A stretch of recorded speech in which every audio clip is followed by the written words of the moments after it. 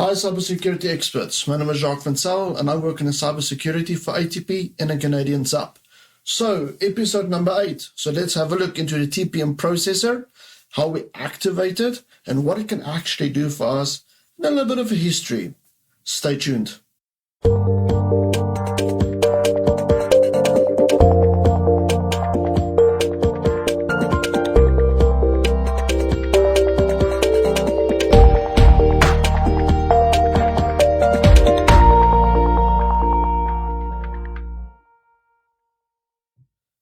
Okay guys, so now we went in and we enabled Credential Guard, and technically it will also enable the TPM processor. Now, there's 3 types of versions of TPM: 1.2, 1.4, 2.0. Latest one is 2.0, and I always say when you guys want to purchase any notebook out there, always make sure for my customers, purchase any notebook with a TPM 2.0 processor. And the reason is because the TPM processor, which is called the Trusted Platform Module, is basically taking a secure, it's a crypto processor that takes the password, so as you log in, and basically it encrypts it, and you cannot extract the password out of the TPM.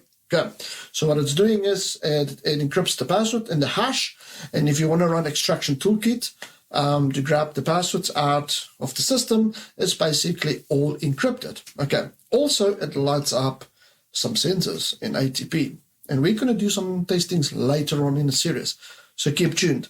So, episode 7, we did the baseline, and in that baseline, we had Credential Guard. Okay, so as we run that, technically speaking, this machine is running Credential Guard. We're going to have a look into it, and the tool that I'm going to show you is used for a few things. 1, we want to enable the hardware TPM. 2, we want to see if the TPM is in a healthy state. So sometimes we do find in organizations when we do enable GPO policy by Intune or group policy, and it doesn't enable it. Is there a toolkit that I can actually go and check why it's not enabling? I'm going to tell you in advance, it's not going to work, because I've disabled something so that I can show you why and how we're going to fix it. Okay, so let's get into it.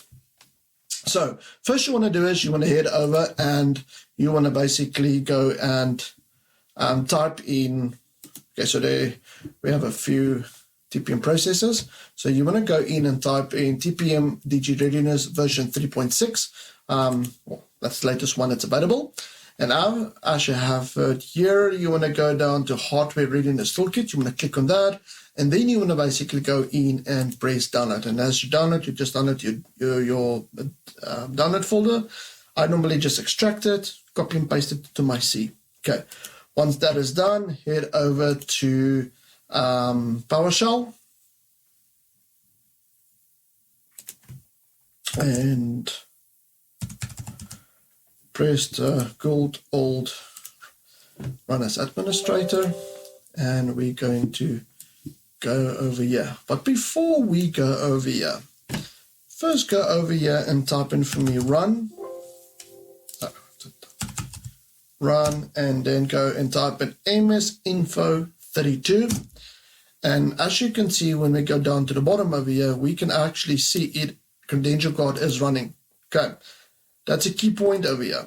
Okay, so Credential Guard is running. Cool. So, but let's have a look. Soon we navigate. As we said, we're going to copy it in D drive. Sorry, into C drive. We then say CDG and we log in. And then what we want to do is we actually want to run DG, and we want to run this one. So PS1 on the end, which is the second one from the bottom. And as we run it, it's going to give us a few options, okay? It's going to basically tell us we want to enable, it says enable CG, which is enable Credential Guard. We want to enable HVCI. HVCI is the Hyper-V version for nesting. We'll go later into the series why we want to enable this, because we want to run administrative toolkits and actually run hypervised versions of Windows to do certain workloads. Stay tuned. That's a very cool architecture that we're going to do, and how hackers are struggling to get some things. So, okay, right. So as we go down, we want to actually go and check if our processor is ready. So we type in the minus ready, enter, and then it's going to basically run it, and it's going to say Credential Guard is not running. HVCI is also not running, but however, if we go into our system over here, we can actually see it is running.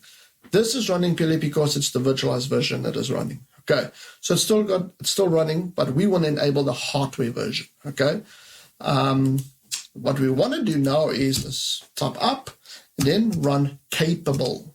Okay, so we run capable, enter, and what it's going to do is it's actually going to check the processor and check the driver and verify if the system is actually capable of running the architecture of the TPM 2.0 processor. Now, as I said, I turned one or two things off, so because I want to see a failure. There we go. So the failure is right over here. Machine is not it's not device guard. Credential guard capable because of the following: secure boot validation failed. Okay, so where do I find that? The secure boot. You want to go into your CMOS or BIOS and go and make sure that the virtualized base TPM or the virtualized base system is enabled in the BIOS.